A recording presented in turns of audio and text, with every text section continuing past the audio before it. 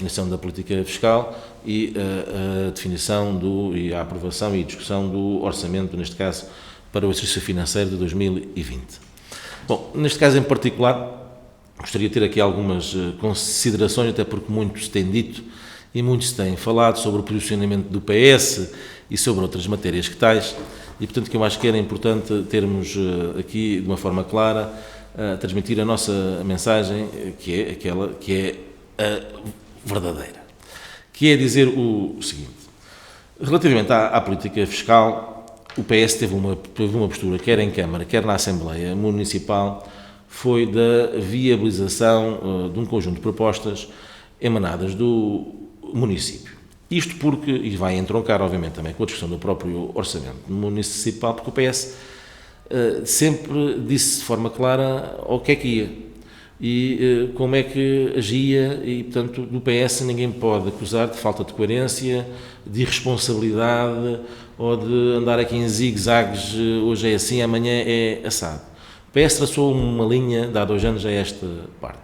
Assumiu os resultados eleitorais com a responsabilidade que um partido que quer ser poder novamente aqui no município de Louros tem que assumir, com esse sentido de responsabilidade. Quem ganha, governa. Quem ganha, governa.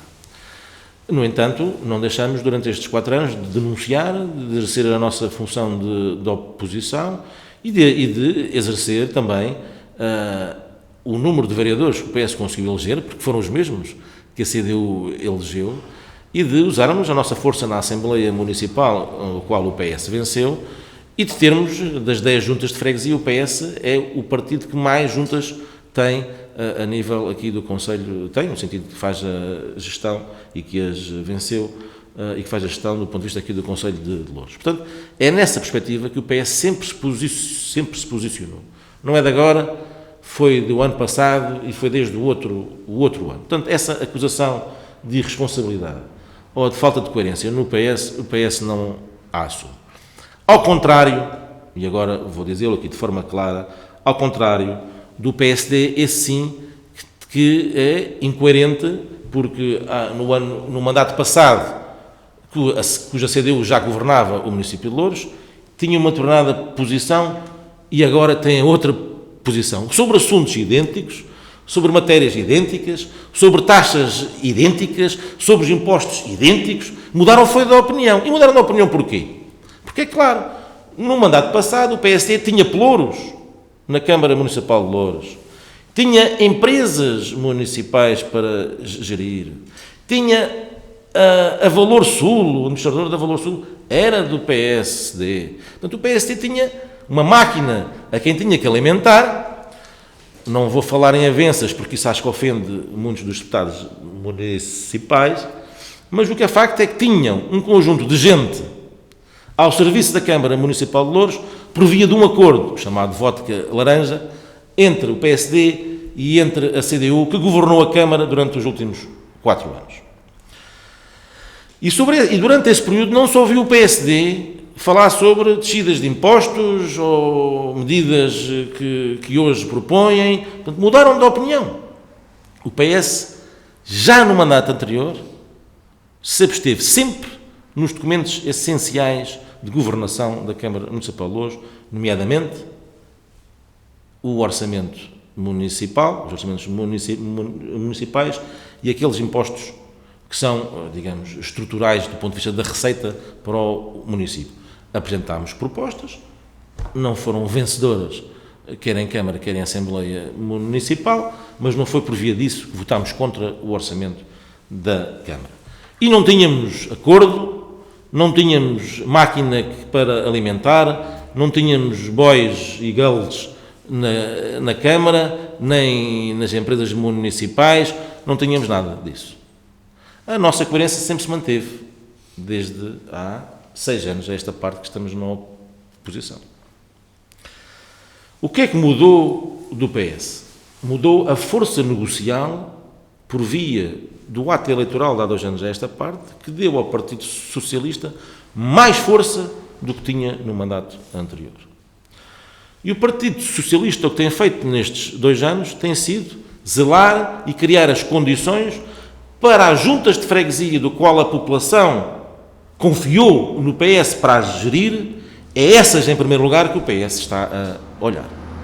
E essas 5 juntas de freguesia que o Partido Socialista faz a gestão porque mereceu o voto de confiança das pessoas, tem sido a nossa principal preocupação. Terem capacidade de atuação, terem meios financeiros para responder às necessidades das pessoas que os elegeram e para as quais eles foram eleitos. E é essa a principal preocupação de qualquer eleito, seja numa Câmara, numa Assembleia Municipal ou numa Junta de Freguesia, é responder aos anseios e às preocupações das populações a quem elas confiaram o seu voto. Essa tem sido a nossa principal preocupação. E como é que nós conseguimos atingir esses objetivos? Negociando com a CDU, que é quem governa a Câmara, e tem acontecido. Tem acontecido. Nem qualquer negociação, ninguém consegue levar a sua por diante sem haver aqui cedências. A CDU tem a fazer as suas cedências e o PS tem a fazer as suas cedências, o que é normal em qualquer negociação. Mas com a liberdade e com a independência que assiste à CDU e que assiste ao PS. O PS não perdeu a sua identidade, não perdeu a sua liberdade de atuação em troca de empregos ou em troca de lugares na variação ou em troca de seja daquilo que for. O PS negociou um orçamento, fez vingar a sua posição porque está interessado não nesses lugares, mas só numa única preocupação, sempre o disse, no interesse das pessoas do Conselho de Loures. E isso aliado com a responsabilidade que nós temos que ter. Ora, o que o PS conseguiu foi, desde o início deste mandato, que o PS firmou um acordo com a CDU, e isso é claro, com o Presidente Bernardino, de uma descida progressiva do IMI. Isso tem acontecido, ao ponto que nós vamos atingir o final deste mandato com a taxa de IMI que o PS se propôs no nosso programa eleitoral. Esse é o acordo que nós temos com a CDU desde o início do mandato. E isso tem sido cumprido. Uma descida progressiva do IMI até atingirmos a meta que o PS propôs no seu programa eleitoral relativamente ao IMI. É claro que o PS queria aqui também fazer uma proposta relativamente ao IRS. Porque, ao contrário do que a CDU diz por questões ideológicas, nós achamos que o município de Loures está entre os municípios, os poucos municípios do país, em particular, um caso ou outro da área metropolitana de Lisboa, são os únicos que têm a taxa máxima de IRS. Não só é um mau sinal que nós estamos a dar, mas também em particular do ponto de vista do alívio daquela classe média que acho que é importante também o município de Loures dar o seu contributo e que tanto tem sido sacrificada ao longo destes anos, desde a vinda da Troika para o nosso país. E era nesse propósito, dessa classe média, que nós queríamos, de facto, fazer essa redução do IRS e que a CDU não acompanhou a nossa ideia. É claro que se fôssemos nós a fazer o orçamento da Câmara, este não era o nosso orçamento da Câmara. Esta não era a nossa política fiscal.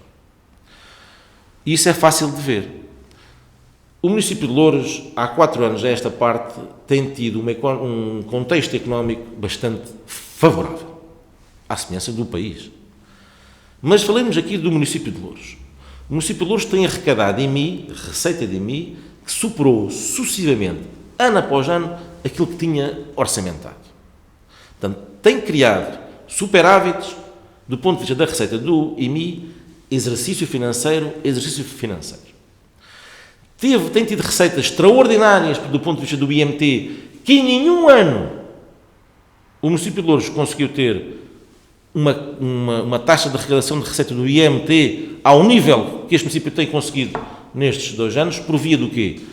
Da especulação imobiliária, que aliás tanto a CDU critica, da especulação imobiliária, por via disso, as transações das casas no nosso concelho, que têm que pagar IMT, Imposto Municipal sobre a Transação, o município de Loures arrecada receita como nunca arrecadou em qualquer ano deste município. Tem tido um aumento de receita por via da derrama, porque de facto o contexto económico é favorável, as empresas têm melhores faturações e têm melhores volume de negócios, porque a receita, a derrama, incide sobre o volume de negócios das empresas. É de salientar que acompanhou desde os anos transados a isenção de derrama para aquelas pequenas e médias empresas que têm volume de negócios até 150 mil euros, ou uma taxa reduzida. Ora, do ponto de vista da política fiscal, a arrecadação da receita só por via destes 3 itens, IMI, IMT, derrama, e IRS, porque o IRS é uma principal, hoje, fonte de receita do município de Louros, porque a partir do momento em que as pessoas, há mais emprego, descontam, fazem um desconto sobre o seu rendimento, esses 5% o município de Louros vai recebê-los. Era mais que justo fazer uma redução dessa contribuição da taxa máxima dos 5%. Ora, entre IRS, IMI, IMT e derrama, o município de Louros arrecada muito mais do que aquilo que tem, digamos, orçamentado. E, aliás, eu já disse isto, não estou a dizer que os orçamentos são mal feitos. Os orçamentos, do ponto de vista da receita, têm que ser feitos com a média dos 24 meses, dos últimos 24 meses, de receita devidamente arrecadada. Não estou a dizer que é má orçamentação. Pode-se fazer correções em baixa, nunca se pode fazer correções em alta. Mas o que é facto é que têm acontecido superávitos. Tem, ano após ano, exercício financeiro, o município de Louros tem recebido uma contribuição extraordinária do ponto de vista desses 4 fatores: IMI, derrama, IRS e IMT. Se eu tivesse o discurso do PSD na Assembleia da República, dizia que o município de Louros, nestes 2 anos, tem tido uma enorme carga fiscal sobre os municípios do Concelho de Louros. Bom, eu não falo em enorme carga fiscal, eu falo numa excessiva arrecadação de receita que, do ponto de vista do equilíbrio orçamental, o município tinha mais condições para fazer uma redução mais substancial, quer do IMI, quer do IMT, do IMT não pode, quer do IMI, quer da derrama, quer do IRS. Essas o município podia dar aqui um sinal claro de alívio das carteiras das famílias do nosso concelho. Pelo comportamento que a receita destes impostos tem vindo a verificar-se ao longo destes anos. Eu era o primeiro a dizer que se essa receita se tivesse verificado do ponto de vista de uma curva descendente, eu era o primeiro a dizer que isto punha em causa o equilíbrio orçamental e o equilíbrio financeiro do município. Mas qualquer quebra, qualquer descida a mais do que foi feita, não punha em nada em causa o equilíbrio orçamental e financeiro do município. Punha, porventura, em causa o equilíbrio da propaganda política que o município quer fazer e está a fazer. Os spots publicitários, as RTPs, as TSFs, o conjunto da propaganda paga pelo município de Louros, paga pelos nossos impostos, aí é que é capaz desse equilíbrio, por via de uma maior redução dessa carga fiscal, podia ter sido colocada em causa. Portanto, agora, e sim se vê a preocupação que o município de Louros tem.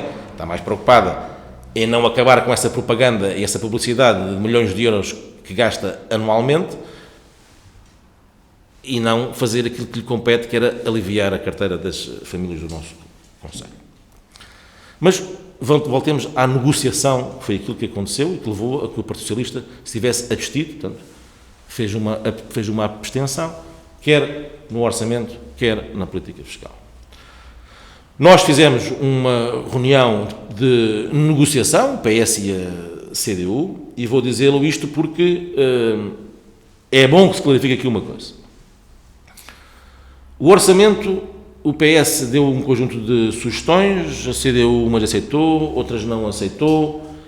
Aquela primeira linha manteve-se, que é a da continuidade de um aumento no investimento das juntas de freguesia na realização de um conjunto de obras que são da competência da Câmara Municipal de Louros, mas que a Câmara Municipal de Louros delega essa verba e a hipótese da escolha e da opção à junta de freguesia para fazer um conjunto de obras em benefício da população de cada uma dessas freguesias. Isso manteve-se e reforçou-se por via dessa negociação.